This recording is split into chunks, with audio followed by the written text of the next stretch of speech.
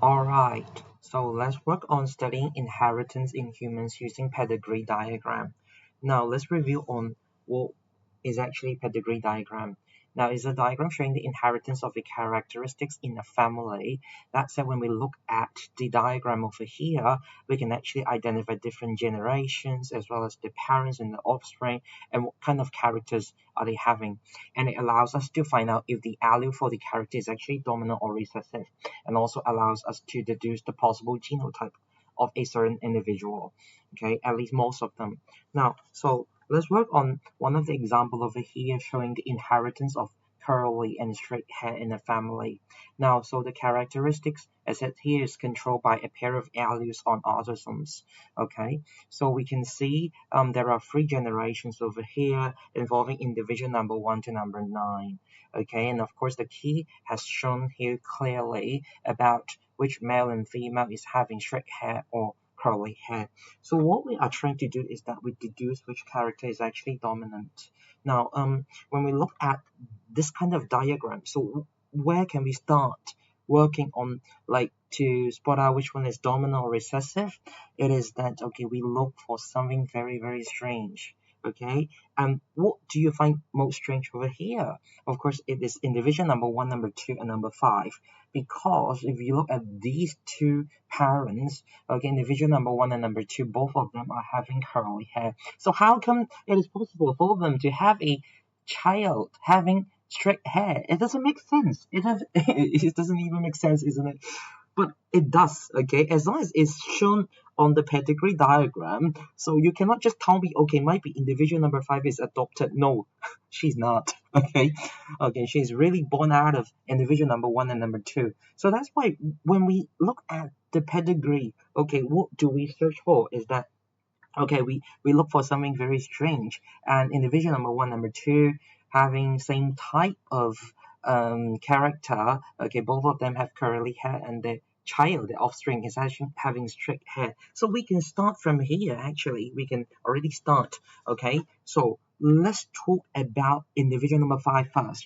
Okay, so from here, the logic is that individual number 5, okay, is a female. Okay, female is represented by circle and male is represented by square. Okay, so individual number 5 is a female with straight hair.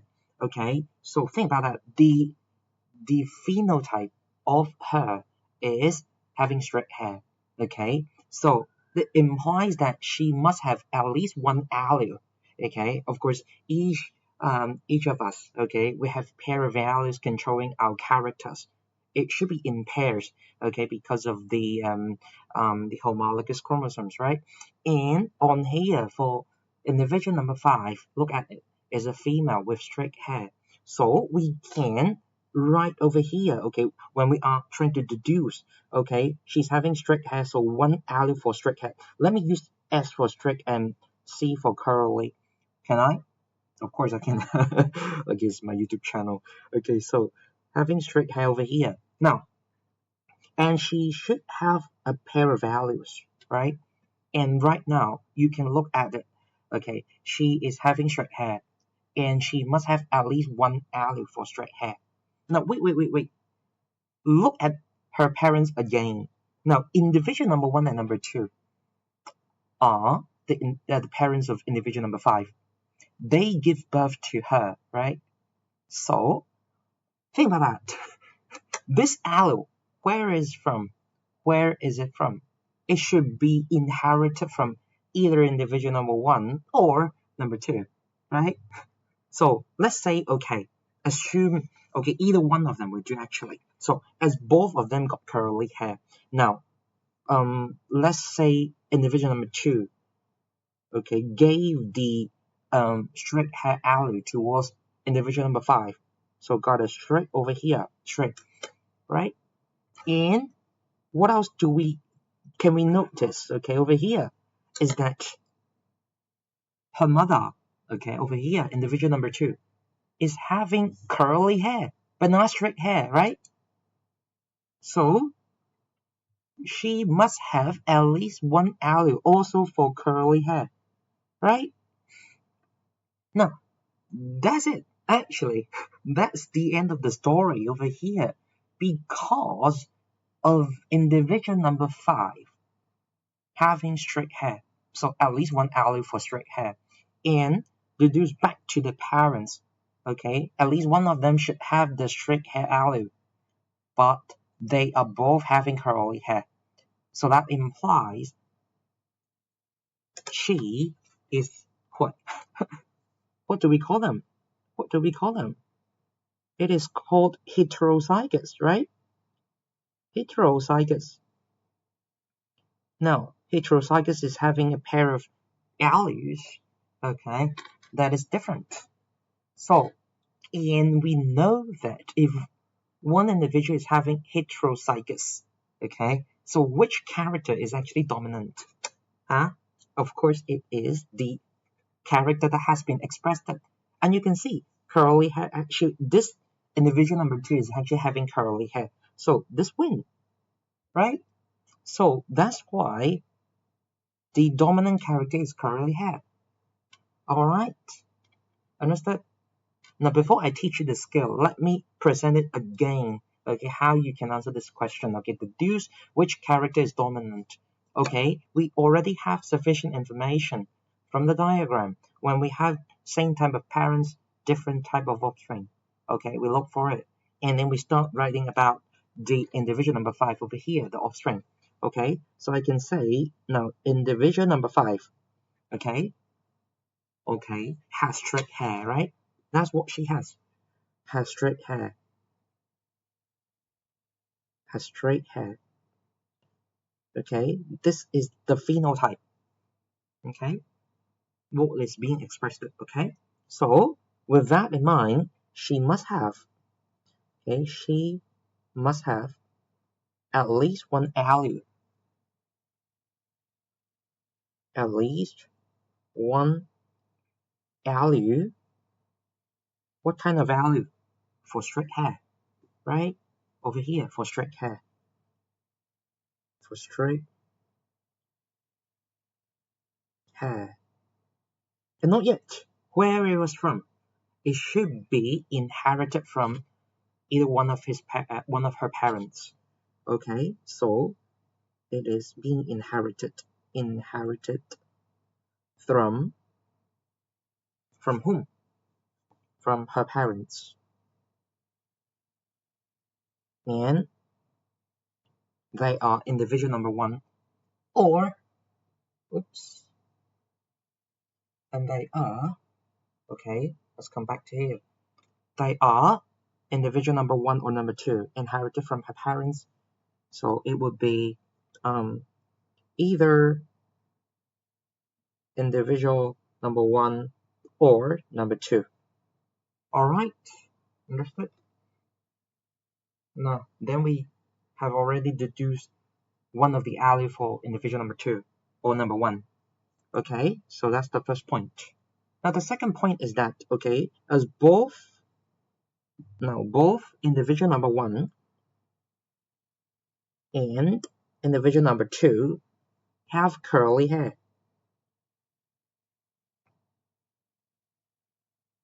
Okay, that's what we know. Okay, looking at here, that's what we know. Okay, both of them have curly hair, right? So both of them, they must have at least one allele.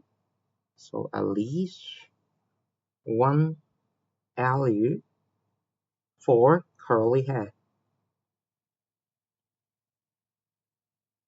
Okay, they must have at least one allele for curly hair. Okay, so that's it. That implies either one of them is heterozygous.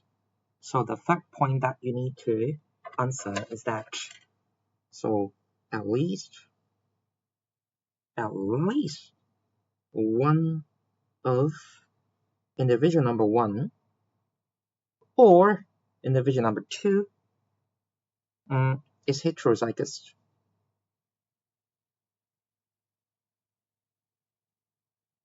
Is heterozygous. Okay,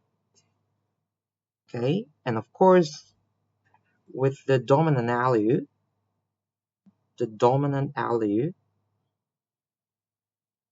being expressed.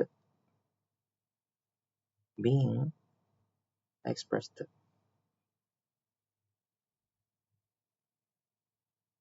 Okay, that's what we know. Heterozygous being expressed. With that in mind, so the allele for curly hair is dominant.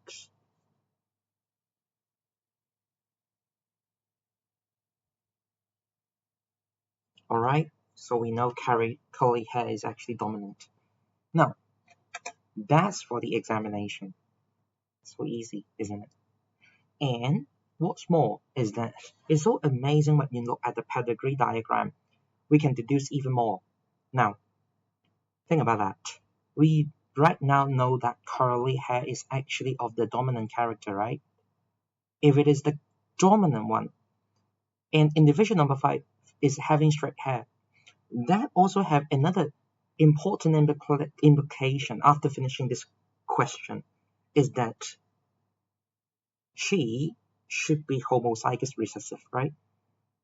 Or else, if she has one allele for curly hair, then she will be having curly hair but not straight hair.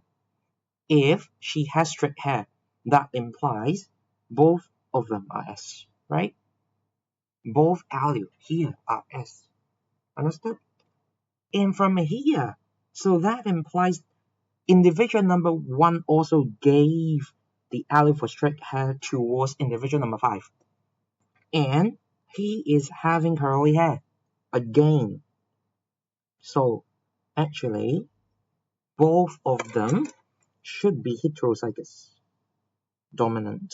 Heterozygous by nature should be having dominant character, and the kid would be homozygous recessive.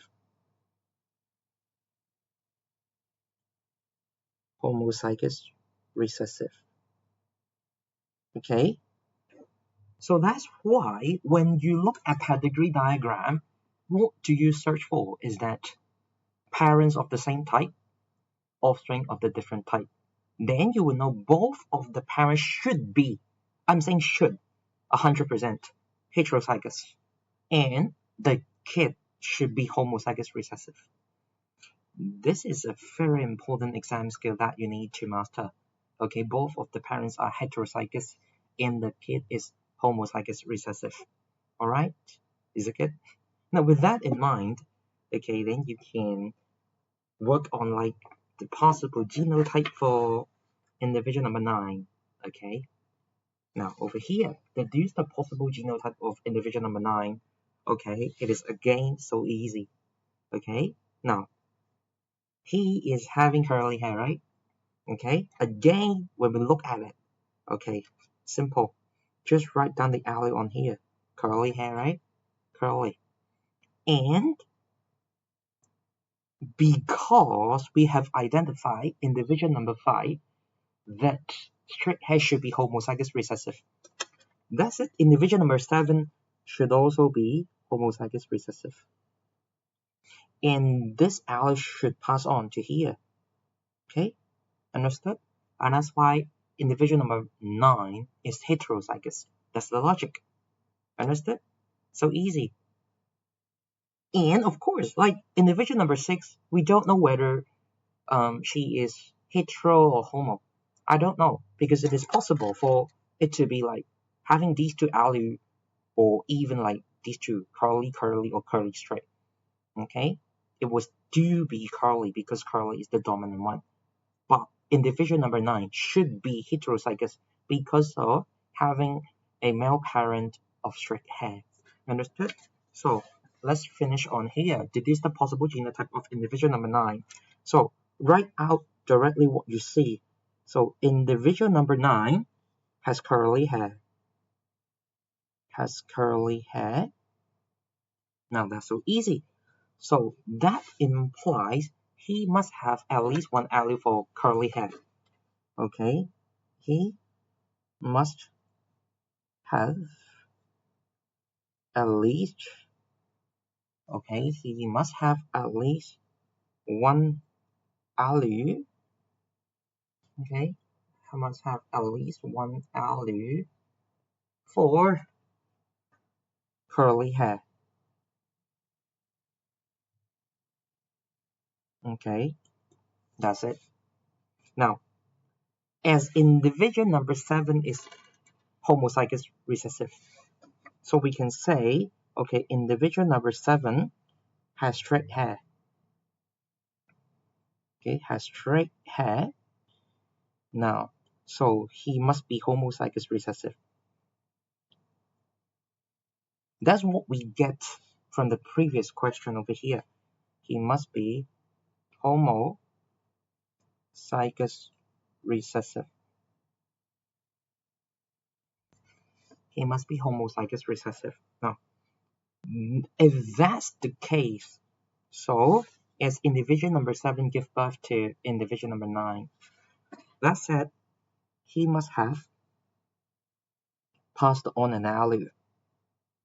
Passed on, or we can say he must have passed an allele, okay, for straight hair, because he's having straight hair. For straight hair to individual number 9. Is it? Alright.